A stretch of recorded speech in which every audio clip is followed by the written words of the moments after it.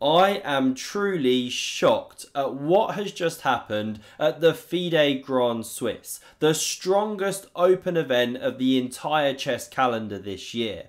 Now, going into this final round, there were three players that led the tournament: Hikaru Nakamura, Andrei Esipenko and Vidit Gujarathi. Would one of them pull ahead? Well, this is the game we're focusing on, and some chess history was just made. Now let's check this out. Vidit's opponent here was Alexandr Predke, a very strong Serbian grandmaster, and here Vidit kicks off with pawn d4. We get d5, c4 and a queen's gambit accepted. Not as often seen as the queen's gambit declined. These knights develop, so Vidit choosing not to immediately take the centre with e4. Big lines of theory from there. He instead goes e3, a more solid pawn chain. He's preparing to win back this pawn. We get e6, bishop takes, a6, could be setting up b5, but the guys seem to be holding off on that one these days, because after castles, no a4 from Vidit, which is a big theoretical move. Black doesn't go for b5. Looks like white can then go a4, provoke b4, and the c4 square becomes weak. So they're refraining from that one, the top guys, and we see c5 played instead. Now, why would you do this? Because after captures, you're allowing white to now take off these queens. This is how black deliberately plays. And the idea is you castle by hand. Black says, hey, not such a big deal. We get bishop e2 now. Bit of a weird move, you know, why not develop a piece? That was possible. There's many games that have gone b3, you know, different ways to get your bits out. But this one clears the c file, it would seem, and prepares to bounce round to this diagonal maybe to pressure that sensitive pawn on b7. So king e7 is now played. We get knight bd2 and bishop d7. Predke knows his stuff. He's following mainline theory here, delaying the development of the knight. And after knight b3, pressuring that bishop on c5, it retreats to b6, and now we get bishop d2. It threatens this check on b4, so now knight c6, covering that square, and the bishop comes to c3. And here Vidit's just got this nagging edge. You know, the pawn structure's symmetrical, the pieces are the same for both sides, but he's pressuring down on this g-pawn. This bishop's a bit worse than its counterpart, so he's just got that pressure. We see rook hg8 to cover this pawn. Also, we'll see some aggressive ideas soon. Rook fd1 now pressures this one, stops knight e4 because then you run into knight e5, won't show the whole line, but this one gets really pressured. So this rook hits the d file, adds some defense here, now rook ac1 and g5 from black. So it's the most active plan. Again, by the way, if instead of g5, knight e4, it's not actually the best, you can go bishop e1, then slowly unravel. So g5, active move, and Vidit goes knight f to d4. Preempts this pawn coming here. Now we see captures, and this bishop b4 check is flicked in. Good move. King e8. Disconnects those rooks. Split rooks, never good, as Danny King always says on the excellent Power Play Chess channel. Now after this king e8, we get knight takes on d4, g4 on the board, and this knight just nudges back to b3. Really nice positional chess. There's ideas now of jumping in here, or bishop a5. Trade these, jump with knight a5, pressure these squares. So black lifts this rook to g5, really enterprising play from Predke, and it controls this fifth rank as well as supporting some attacking ideas. Good chess from both players, and knight c5 now on the board. Pressuring here, and there's two main ways to go. Predke goes for absolute tactical fireworks here, but the best way to play, that isn't so wild anyway, is to take here. This is the top engine approved move, and basically you give white this nagging edge. White's got the bishops. There are some weaknesses to target. The rooks are slightly better placed than the black rooks. The king safety is slightly better, you know, that kind of thing. So black's going to have to, you know, suffer on there a bit.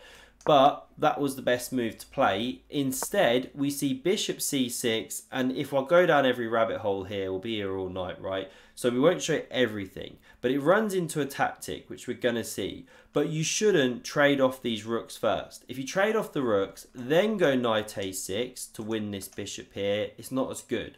So Vidit does the correct move of knight takes on a6. Simple tactics. Has a 2650 GM just turned into a patzer, right? Well, no, he's got some ideas. But of course, he doesn't take the knight because then this bishop simply drops, clean pawn down, and white with a great position, all these sensitive pieces. So his plan isn't to take. He's actually got some deep ideas of moving this bishop out of the way somewhere, then capturing the knight.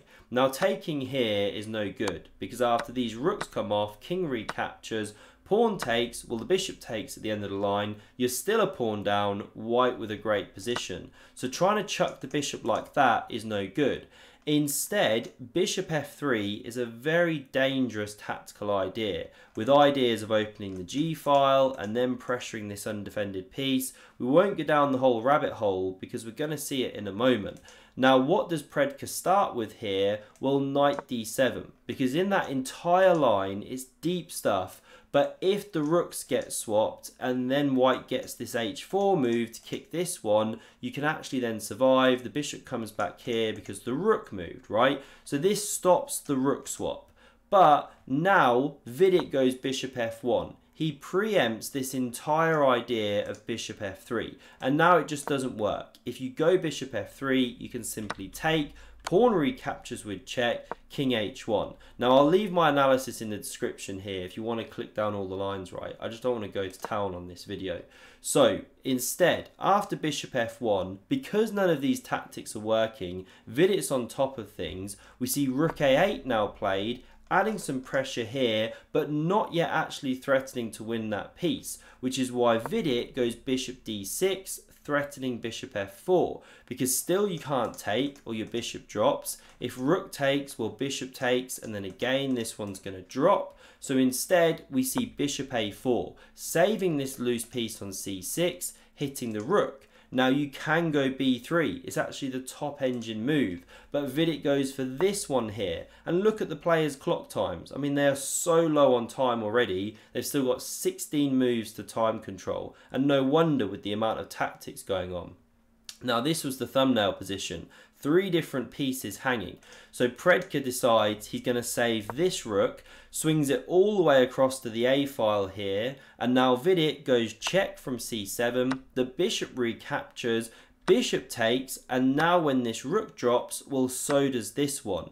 And when the smoke clears, this bishop dropping here, well actually white is a pawn ahead and black can't win that pawn back, or bishop b5, simple tactics, you're winning a minor piece here.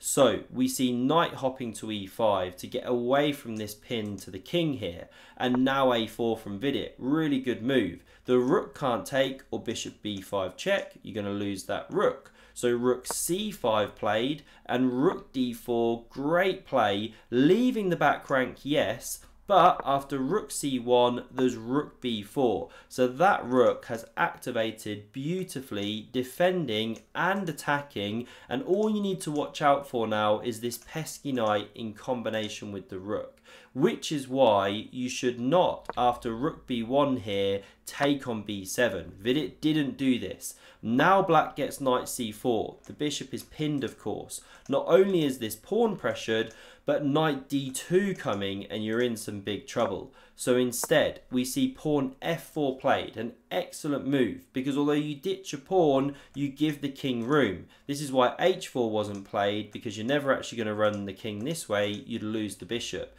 So we get en passant, the pawn recaptures, and now the computer says don't take the pawn straight away, but it's kind of pick your poison. Very tough position for black here. So we get captures with check.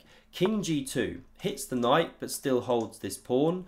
The knight comes to d2, the bishop on f1 is hit, so bishop d3 hits the rook on b1, it saves itself, hits the e-pawn, Predke playing on seconds here, basically living off the increment.